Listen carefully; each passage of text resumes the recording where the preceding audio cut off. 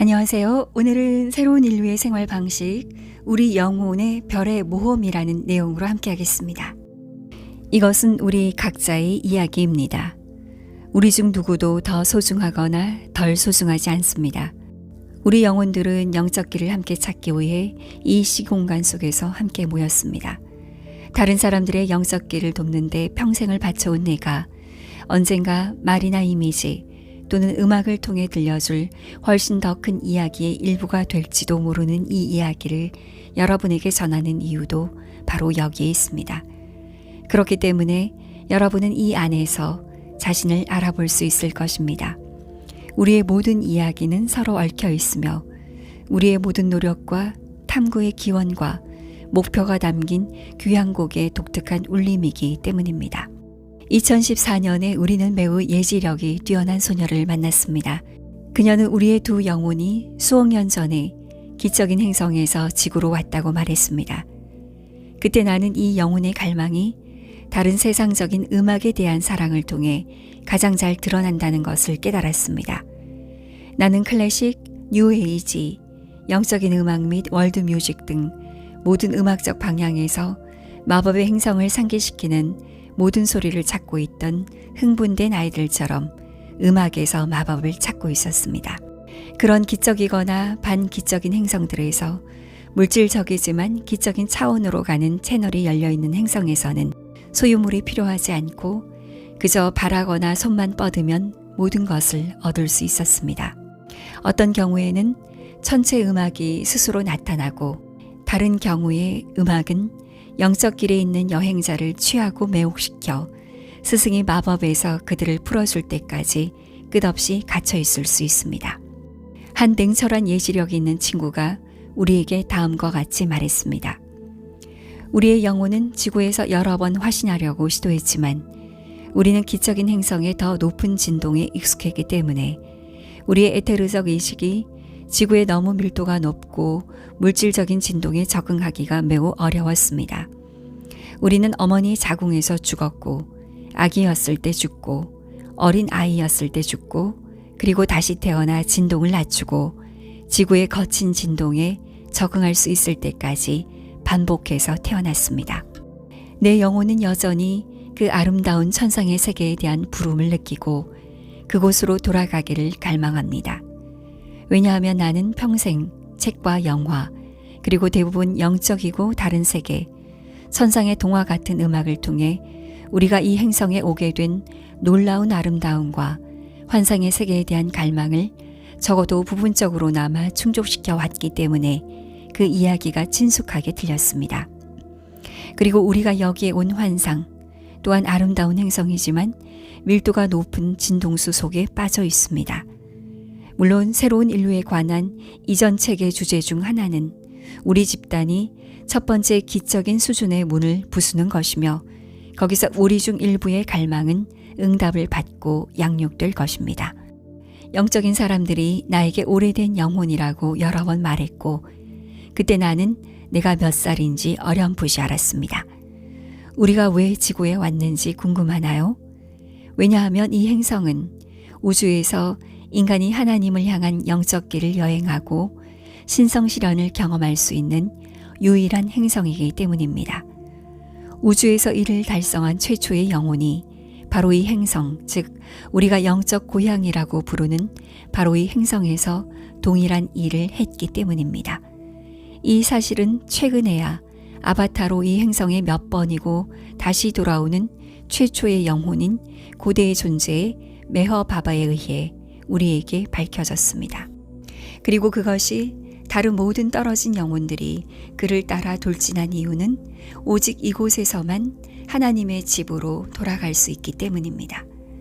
그리고 이제 우리는 지구에서 수백만 년을 살아온 원주민이자 토착인으로서 다른 우주 여행자들과 영혼들을 맞이하며 우수한 세월, 지구의 주기, 인구의 기복, 시간 속에서 잊혀진 고대 문명을 관찰하고 있습니다.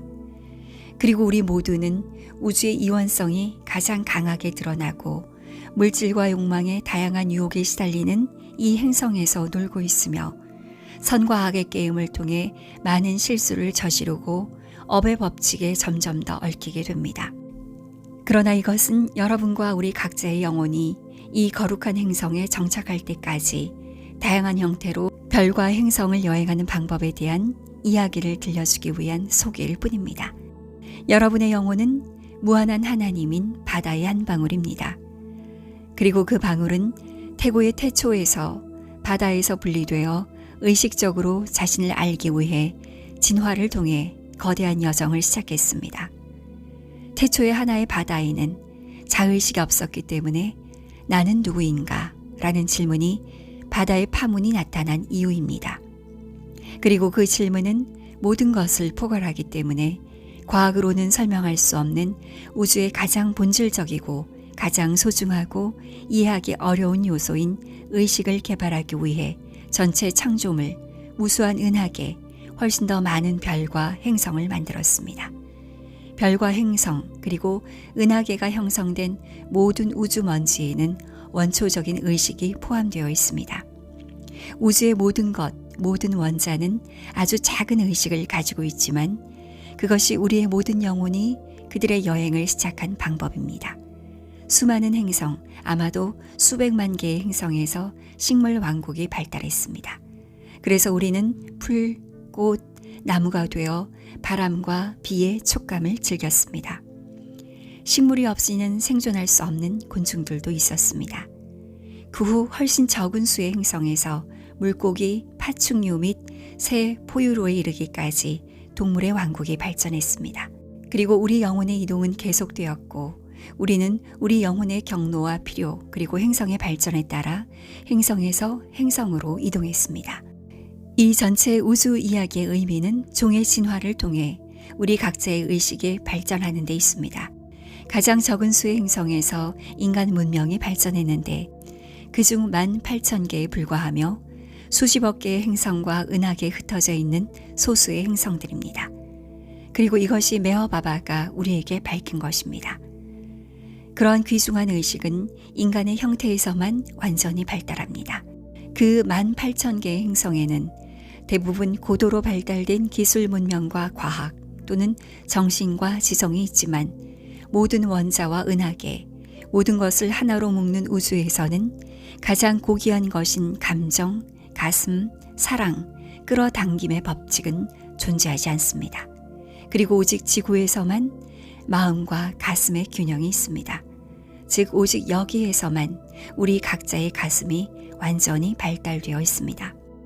오직 사랑만이 수십억 년의 광대한 여정 끝에 우리를 다시 하나님과 하나가 되게 할 수 있습니다. 그리고 사랑 때문에 18,000개 행성에서 온 영혼들이 지구에서 태어납니다. 그렇기 때문에 지금 아바타가 우리를 다시 방문한 시대, 그리고 26,000년의 주기의 가장 마지막 중요한 시기에 행성의 큰 변화의 시기에 우리 행성은 하나님께서 창조의 말씀인 오음을 다시 발표하여 전체 창조계를 새롭게 하고 새로운 생명과 힘을 불어넣은 우주에서 가장 중요한 순간에 여기에 있기를 원하는 영혼의 쓰나미로 넘쳐나고 있습니다. 20세기 초 지구에는 10억 명의 영혼이 있었습니다. 불과 120년이 지난 지금은 80억 명이 되었습니다. 고도로 발달한 18,000개의 과학 행성에서 온 모든 영혼은 지난 10년 동안 지구에서 과학과 기술이 정점에 도달하는 데 영향을 미쳤습니다. 여러분 각자는 수십억 년 전에 그 여정을 시작하여 행성에서 행성으로 이동하다가 마침내 우주에서 가장 영적으로 중요한 이 지구에 도착했습니다. 영적인 의식을 추구하는 사람들은 이곳에서만 창조세계의 기적이고 정신적인 차원을 여행할 수 있습니다.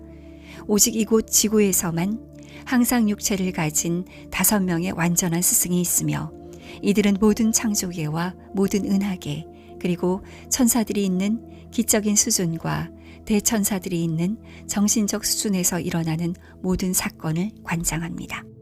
오직 여기에는 의식 수준에 오른 성자들이 있고 육체에서 하나님을 깨달은 영혼과 영적 스승들이 있습니다.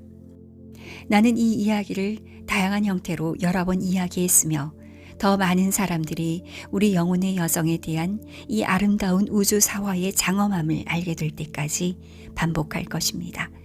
왜냐하면 우리가 우리의 기원, 우리가 누구이며 어디에서 왔는지를 알게 된다면 우리가 지구에 있는 지금 이 순간 역사에서 예고한 새로운 인류의 황금기를 향한 위대한 변화의 순간을 더 쉽게 인식하게 될 것이기 때문입니다.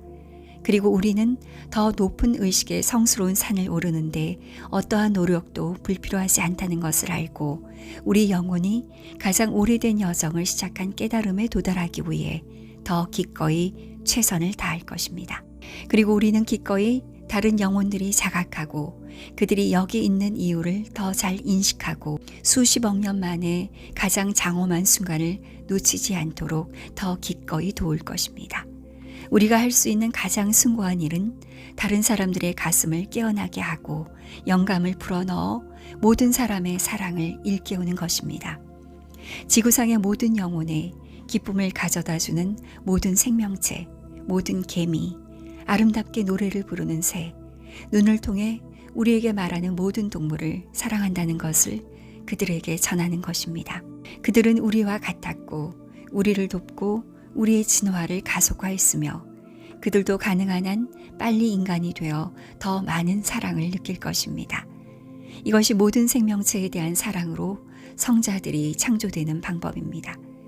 왜냐하면 모든 먼지 알갱이가 인식을 가지고 있기 때문입니다. 내가 가장 좋아하는 성인이자 서양에서 유일하게 완전한 스승이었던 아시시의 프란시스는 동물과 함께 음악을 연주하는 관계를 가지고 있었습니다. 야생동물들이 프란시스의 연주를 들으러 와서 그의 거룩한 광채를 만끽하곤 했습니다. 그리고 그 냉철한 예시력이 있는 친구가 마지막에 나에게 말했습니다. 우주는 여러분을 기다리고 있고 여러분은 세상에서 놀고 있습니다. 그리고 우주는 나를 환영할 것이고 나는 그를 내 자신으로 맞이할 것입니다. 모든 것이 천상의 덮개 아래에 그 시간을 보내기 때문입니다. 새로운 인류는 어떻게 살 것인가 51에서 57페이지의 내용이었습니다. D.B. 아라노 옮김.